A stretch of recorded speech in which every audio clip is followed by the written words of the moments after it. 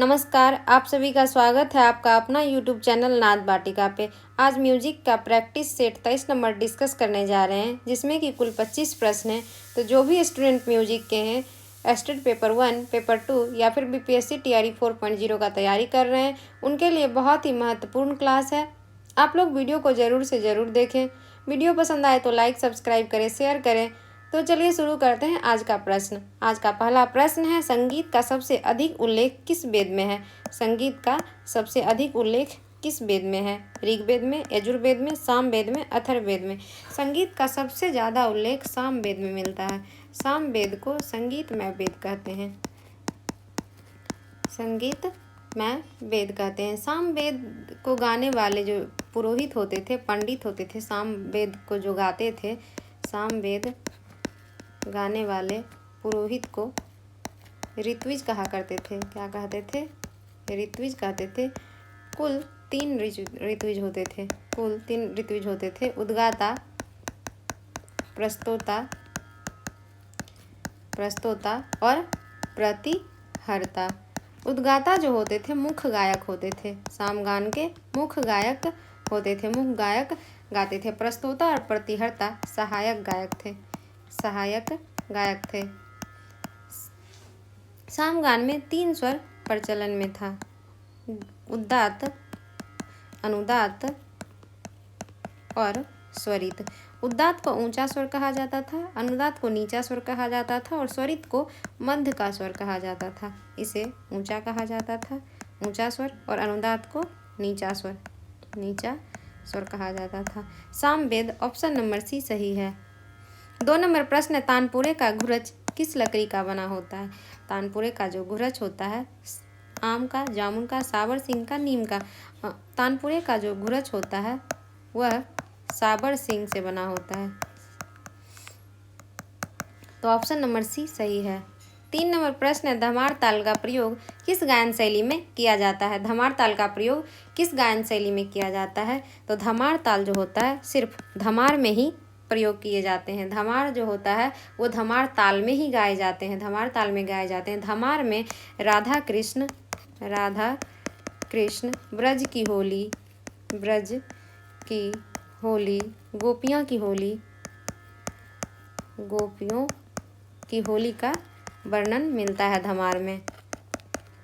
धमार जो होता है इसे होरी भी कहा जाता है। इसमें लयकारी की जाती है। गमक मींड का प्रयोग होता है। गमक मींड का अधिक प्रयोग होता है। लयकारी करते हैं। नोम तोम का आलाप किया जाता है। ध्रुपद के तरह ही इसे भी गाया जाता है। लयकारी किया जाता है और नोम तोम का आलाप भी करते हैं। इसमें नोम तोम का आलाप भी धमार में किया जाता है, ध्रुपद के जैसा। गमक मींड का प्रयोग करते हैं। खटका तान इसमें प्रयोग नहीं किया जाता है। खटका तान का प्रयोग धमार में नहीं करते हैं। तो धमार ऑप्शन नंबर सी सही है। 4 नंबर प्रश्न, हिंदुस्तानी संगीत का शुद्ध सप्तक है? भैरवी, आसावरी, बिलावल, यमन। भैरवी में जो स्वर लगते हैं रे ध कोमल प्रयोग किए जाते हैं। आसावरी में ग ध कोमल प्रयोग किया जाता है। बिलावल जो राग होता है, बिलावल थाट का राग, बिलावल राग जो होता है जिसमें सभी स्वर शुद्ध प्रयोग किए जाते हैं। बिलावल में सभी स्वर शुद्ध प्रयोग किए जाते हैं। तो ऑप्शन नंबर सी सही है। 5 नंबर प्रश्न है, छिद्रों में से निर्मित रचना को क्या कहते हैं? गजरा, गट्टा, गुंबज, इनमें से कोई नहीं। छिद्रों से निर्मित रचना को गजरा कहा जाता है। लगभग 16 छिद्र होते हैं। 16 छिद्र इसमें होते हैं। गजरा तबला का एक अंग है। तबला के कई अंग हैं, जैसे कि लकड़ी होता है, इसमें पूरी होती है, गजरा होता है, चांटी होती है, स्याही होती है, लब, बद्धी, गट्टा की संख्या 8 होती है, गुर्री होती है। तो ये सारे तबला के अंग हैं। तबला के अंग में ही एक गजरा आता है जिसमें कि 16 छिद्र होते हैं। तो गजरा ऑप्शन नंबर ए सही है। 6 नंबर प्रश्न, अवनद वाद्यों को क्या कहते हैं? अवनद वाद्यों तंत्रीवाद, तालवाद, बंसीवाद, पुष्करवाद। तंत्रीवाद तत्वाद को कहा जाता है। तालवाद अवनदवाद की श्रेणी में आते हैं। बंसीवाद जो होता है सुशिरवाद में आते हैं। और पुष्करवाद, अवनदवाद को भी पुष्करवाद ही कहा जाता है। तो ऑप्शन नंबर डी सही है। 7 नंबर प्रश्न है, गुण धर्म नाद के कितने अवयव बताए गए हैं? गुण धर्म के अनुसार नाद के कितने अवयव बताए गए हैं? अगर नाद की विशेषता पूछे तो 3 होते हैं, और गुण धर्म में नाद कितने अवयव बताए गए हैं? तो 3 अवयव बताए गए हैं। 3 अवयव बताए गए हैं। एक होता है ओम, जिसे प्रवज नाद या ब्रह्मा नाद कहा जाता है। एक होता है आहत नाद, जो कि नाद के प्रकार हैं। आहत नाद और अनाहत नाद दोनों नाद के प्रकार हैं। गुण धर्म के अनुसार नाद के 3 अवयव बताए गए हैं। ऑप्शन नंबर बी 3 सही है। 8 नंबर प्रश्न है, पंजाबी भाषा का प्रयोग किस गायन शैली में होता है? पंजाबी भाषा का प्रयोग किस गायन में शैली में होता है? ठुमरी में, टप्पा में, ध्रुपद में, ख्याल में? टप्पा में पंजाबी भाषा का शब्द होता है, पंजाबी शब्द होता है, और इसके आविष्कारक, टप्पा के आविष्कारक गुलाम नबी सोरी मियाँ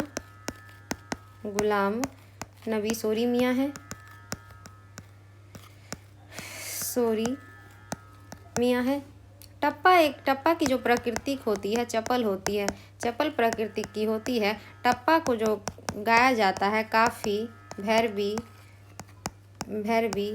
पीलू, देश, खमाज, झिंझोटी, ये सारे राग में टप्पा गाए जाते हैं। टप्पा जो है श्रृंगार रस प्रधान गीत है, श्रृंगार रस प्रधान गीत है टप्पा। ऑप्शन नंबर बी टप्पा सही है। 9 नंबर प्रश्न है, रागों में कितने वर्ग की दृष्टि से बताए गए हैं? रागों में कितने वर्ग स्वर की दृष्टि से बताए गए हैं? तो रागों में स्वर की दृष्टि से 3 वर्ग बताए गए हैं। स्वर की दृष्टि से 3 वर्ग बताए गए हैं। औरव, जिसमें 5 स्वर लगते हैं, साडव, जिसमें 6 स्वर लगते हैं, और संपूर्ण, जिसमें 7 स्वर लगते हैं। तो रागों में कितने वर्ग स्वर की दृष्टि से बताए गए हैं? तो रागों में स्वर की दृष्टि से 3 स्वर तीन बताए गए हैं। ऑप्शन नंबर ए सही है। 10 नंबर प्रश्न है, विकृष्ट शब्दों से क्या अभिप्राय है? मंद्र स्वरों में गायन, मध्य स्वरों में गायन, तार स्वरों में गायन, इनमें से कोई नहीं। विकृष्ट का मतलब होता है मंद्र स्वरों में गायन, मंद्र स्वरों में गायन। ऑप्शन नंबर ए सही है। 11 नंबर प्रश्न है, सादरा किसे कहते हैं? सादरा, चैती को सादरा कहते हैं, जो कि उत्तर प्रदेश का लोक संगीत में चैती को ही सादरा कहा जाता है। ऑप्शन नंबर बी सही है। 12 नंबर प्रश्न है, विष्णु दिगंबर पद्धति में खाली के लिए कौन सा चिन्ह है? विष्णु दिगंबर पलुस्कर, एक था भात खंडे लिपि पद्धति, और एक है पलुस्कर पद्धति। तो पलुस्कर पद्धति में सम जो होता है उसे हम 1 से दिखाते हैं, ताली नंबर से ही ताली को दिखाते हैं, खाली में प्लस का साइन देते हैं, भात खंडे में सम के लिए हम क्रॉस का साइन देते हैं, ताली में हम लोग नंबर से दिखाते हैं, नंबर से डिनोट करते हैं, और खाली जीरो से इंडिकेट करते हैं।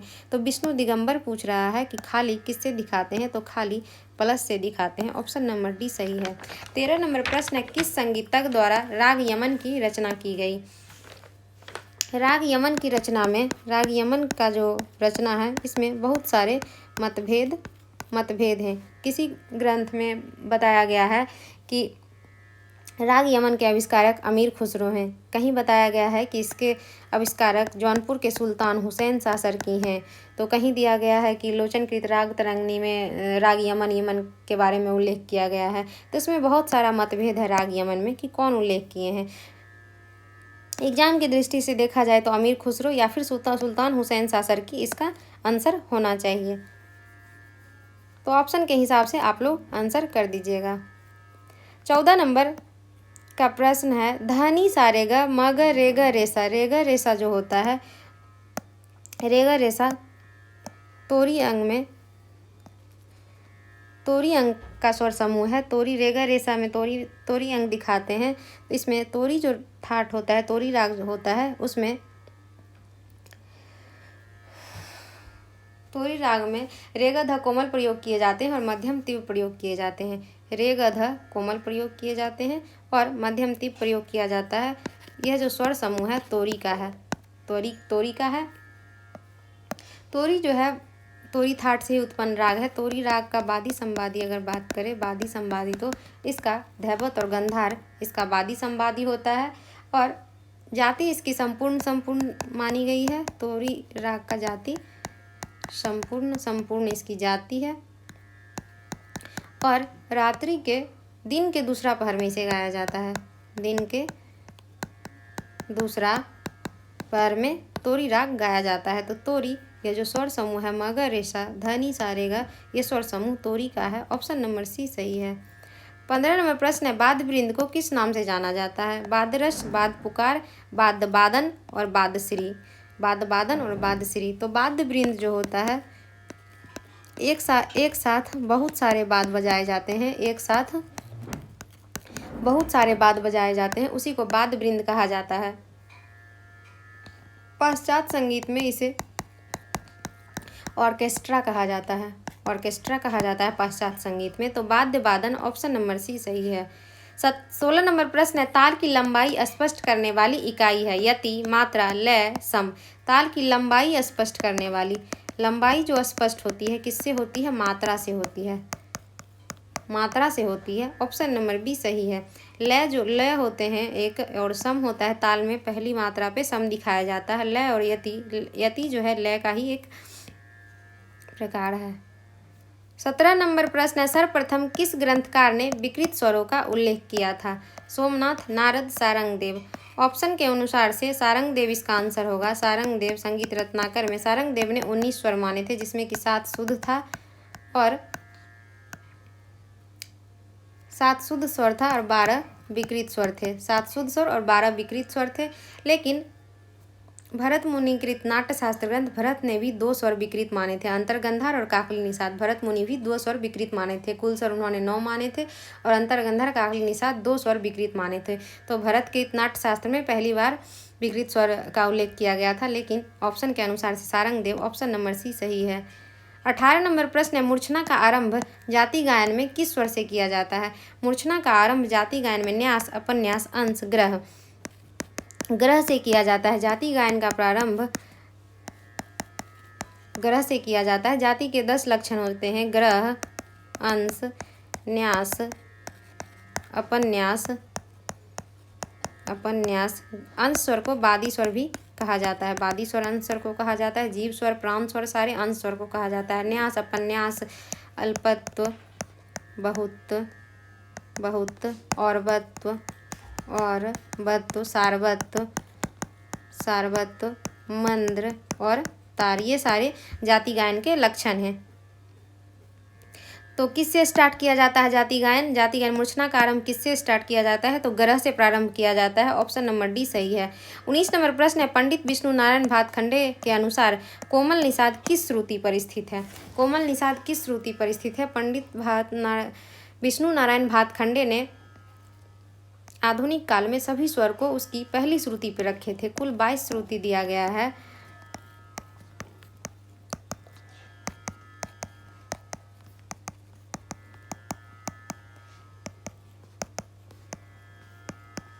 कुल 22 श्रुति हैं, जिसमें कि उन्होंने पहली श्रुति पर स्वर की पहली श्रुति पर उन्होंने स्वर को स्थापित किए थे।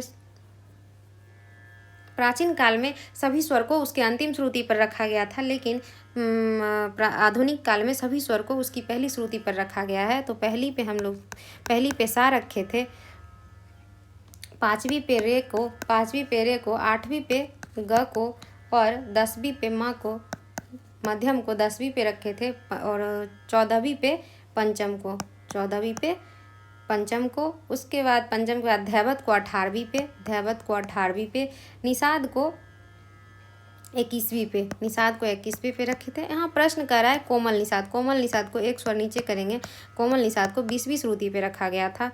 ऑप्शन नंबर बी सही है। 20 में प्रश्न है, बलराम पाठक तरफ के तार हेतु किस नंबर का तार प्रयोग करते थे?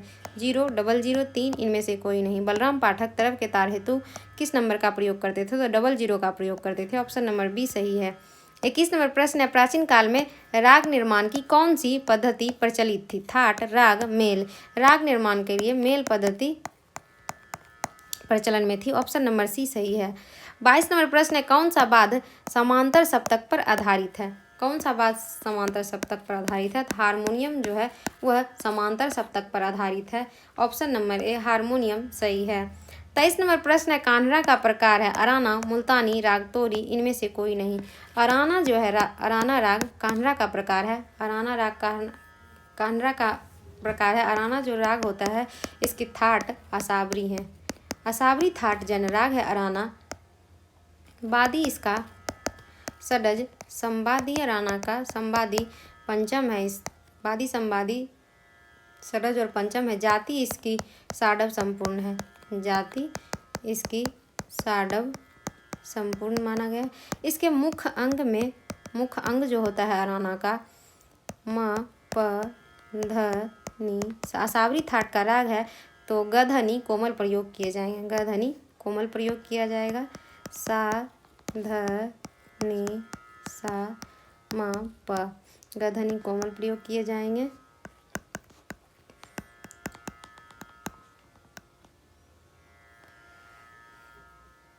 इसके ये स्वर समूह है म प ध नि सा ध नि सा म प ग म रे सा। ये सारे इसके अराना के स्वर समूह है। अराना असावरी थाट जन राग है। वादी संवादी इसका षडज और पंचम है। जाति इसकी साडव संपूर्ण है। कान्हरा का प्रकार अराना ही है। ऑप्शन नंबर ए सही है। 24 नंबर प्रश्न है, कौन सा राग औरव संपूर्ण जाति का है? कौन सा राग औरव संपूर्ण जाति का है? शुद्ध कल्याण, खमाज, गुणकली, दरबारी, कान्हरा। शुद्ध कल्याण जो राग है यह औरव साडव जाति का राग है। औरव साडव जाति का राग है। खमाज राग साडव संपूर्ण जाति का राग है। साडव संपूर्ण जाति का राग है। दरबारी कान्हरा वक्र संपूर्ण। दरबारी कान्हरा वक्र संपूर्ण जाति का राग है। दरबारी कान्हरा वक्र संपूर्ण जाति का राग है। गुणकली औरव जाति का राग है। गुणकली जो राग है यह औरव जाति का राग है। गुणकली। प्रश्न कह रहा है औरव संपूर्ण इनमें से कोई भी राग औरव संपूर्ण जाति का नहीं है। तो ऑप्शन नहीं होगा, इनमें से कोई नहीं। 25 नंबर प्रश्न है, किसी राग में कम से कम कितने स्वर होना आवश्यक है? 7, 6, 5, 12। किसी राग में कम से कम कितने स्वर होना आवश्यक है? तो किसी भी राग में कम से कम 5 स्वर प्रयोग किए जाते हैं। ज़्यादा से ज़्यादा 7 स्वर प्रयोग किए जाते हैं। तो ऑप्शन नंबर सी सही है, 5। आज हम प्रश्न यहीं तक रखेंगे। वीडियो पसंद आए तो लाइक सब्सक्राइब करें, शेयर करें। धन्यवाद। आगे का प्रश्न आगे के क्लास में आगे के वीडियो में दिया जाएगा।